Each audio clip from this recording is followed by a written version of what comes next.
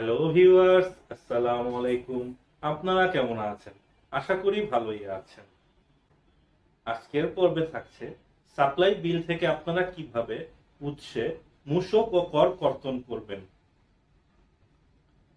এই ভিডিওটি দেখে আপনারা যদি উপকৃত হন, আপনারা অবশ্যই আমার চ্যানেলটি সাবস্ক্রাইব করবেন।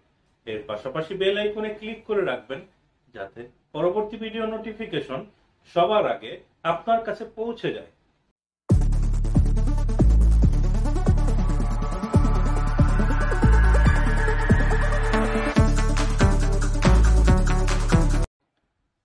আপনারা যে কোনো ওয়েব ব্রাউজার থেকে fmskillsharing.com লিখে আমার এই ওয়েবসাইটটিতে চলে আসবেন।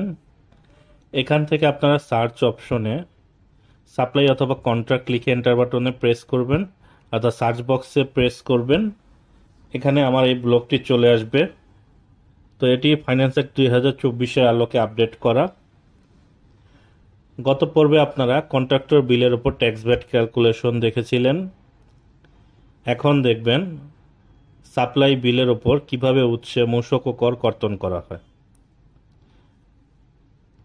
তো এখানে শুরুতে আমরা ভ্যাট রেটগুলো দেখে নেব। সাপ্লায়ারের ক্ষেত্রে procurement provider 7.5%, furniture 7.5%, directly sold করেন কাস্টমারকে তাহলে 15%। এখানে 4টা স্টেপে ফার্নিচারের রেট দেওয়া আছে। তো এখানে যেটা আপনার জন্য প্রযোজ্য সেটা আপনারা ফলো করবেন। প্রিন্টিং প্রেস আপনার দেওয়া আছে 10%, বাইন্ডিং ফার্ম 10%, এছাড়া আছে স্ট্যান্ডার্ড রেট 15%। বাকিগুলো অন্য ভিডিওতে আমরা আলোচনা করব। এখানে সাপ্লায়ারের ক্ষেত্রে ট্যাক্স রেট বলা আছে 5%, supply of all goods not mention in 1 to 12। আর বলা আছে ইন্ডাস্ট্রিয়াল র মেটেরিয়াল সাপ্লাইয়ের ক্ষেত্রে 3%। তো আপনারা সাপ্লাইয়ের ক্ষেত্রে পূর্বে যে স্ল্যাব রেট ছিল সেটি এখন আর নেই, এখন আপনারা সরাসরি 5% করে দিলেই চলবে। এখানে এবিসি লিমিটেড XYZ কোম্পানিকে এখানে কিছু প্রোডাক্ট সাপ্লাই দিয়েছে, যেমন ডোর লক, প্লাস্টিক ডোর। এখানে বিলে শর্ত দেয়া আছে ট্যাক্স ভ্যাট ইনক্লুসিভ।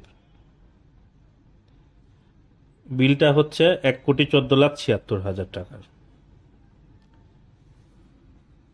তো এই বিলটা আপনারা যারা আমার এই লেজারের সহায়তা করবেন তারা এখানে আরেকটি লেজার ওপেন করে নেবেন, সেটি ডুপ্লিকেট করে এখানে সাপ্লায়ারের নামটি লিখে দিবেন XYZ কোম্পানি লিমিটেড, বা আপনার যে কাছে যে বিল থাকবে সেই বিলের নাম, অ্যাড্রেস, চিনবিন এগুলো কালেক্ট করে নেবেন। আচ্ছা, আমি ডেট থেকে বিল পর্যন্ত যে তথ্যগুলো আছে এটা মুছে দিচ্ছি, বারবার আমি এটা লিখতেছি না যাতে ভিডিওটি লম্বা না হয়। এখন আমরা কি করব, হেড অফ টিডিএস ভিডিএসটা সিলেক্ট করব। পূর্বে বিল অ্যামাউন্টটা বসিয়ে নেই 1,14,76,000। এখন হেড অফ ভিডিএসটা সিলেক্ট করব প্রকিউরমেন্ট প্রোভাইডার। যদি দেখতে সমস্যা হয় জুম কন্ট্রোল প্যানেল থেকে জুম করে নেবেন, তাহলে এটা দেখতে সুবিধা হবে। আমরা প্রকিউরমেন্ট প্রোভাইডার সিলেক্ট করব এবং সবার শেষে in case of supply of goods এটা সিলেক্ট করে আমরা জুম আউট করে নেব। তারপর সাপ্লাই অফ গুডস সেটা আপনারা লিখে নেবেন। এখানে দেখুন নেচার অফ ভ্যাট এবং ট্যাক্স দুটো এক্সক্লুসিভ ছিল, আমি বিলের শর্ত অনুযায়ী সে দুটো ইনক্লুসিভ করে দেব। তো ইনক্লুসিভ করে দেওয়ার সাথে সাথে এখানে ভ্যাট এবং ট্যাক্স ক্যালকুলেট হয়ে অ্যাকচুয়াল পেমেন্ট অ্যামাউন্ট এখানে চলে এসেছে। তো আসুন আমরা এখন ম্যানুয়াল ক্যালকুলেশন যারা করবেন তাদের সাথে ম্যাচ করে নেই। এখানে শুরুতে আপনাকে ভ্যাট অ্যামাউন্টটা ক্যালকুলেট করতে হবে। তো ভ্যাট অ্যামাউন্টটা হচ্ছে 7.5% হচ্ছে ভ্যাট।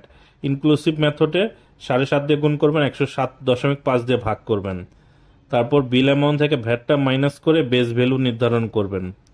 এই বেস ভ্যালু কিন্তু আমার এক্সেলে যেটা এসেছে সেটাই হুবহু চলে এসেছে। তো আপনারা ম্যানুয়ালি ক্যালকুলেট করে দেখে নেবেন। বেস ভ্যালু থেকে 5% ট্যাক্স মাইনাস করে আপনারা পেমেন্ট অ্যামাউন্ট নির্ধারণ করবেন। তো পেমেন্ট অ্যামাউন্ট এখানে 1,41,581 এখানে চলে এসেছে। তো আপনারা এইভাবে সাপ্লায়ারের বিল থেকে ট্যাক্স ভ্যাট কর্তন করে নেবেন। এছাড়া আরও কিছু নিয়ম কানুন আছে। যদি সেই সাপ্লায়ার পিএসআর অর্থাৎ প্রুফ অফ রিটার্ন সাবমিশন আপনাকে প্রোভাইড না করে, তাহলে সেটা ড্রপডাউন মেনু থেকে নো করে দিবেন। দেখবেন তার ট্যাক্স রেট বর্তমানে যা থাকবে তার 50% বেড়ে যাবে, অর্থাৎ 50% তার ট্যাক্স রেট অর্থাৎ 7.5 হবে। আবার সে যদি ব্যাংক ট্রান্সফারের মাধ্যমে টাকা পেমেন্ট না করে, সেক্ষেত্রেও এটা ড্রপডাউন মেনুটা যদি আপনি নো করে দেন, তার ট্যাক্স রেট বেশি চলে আসবে, অর্থাৎ 7.5%। তো এইভাবে আপনারা ইনকাম ট্যাক্সের নিয়ম অনুযায়ী উৎসে মূসক এবং কর কর্তন করবেন। এছাড়া যদি বিলের গায়ে শর্ত লেখা থাকে এক্সক্লুসিভ ভ্যাট এক্সক্লুসিভ, এখানে যদি এই বিলটি ইন্ডাস্ট্রিয়াল র মেটেরিয়াল সাপ্লাইয়ের ক্ষেত্রে হয়, সেক্ষেত্রে এখানে ট্যাক্স রেট হবে 3%। তো আমি পূর্বের অবস্থায় নিয়ে যাচ্ছি।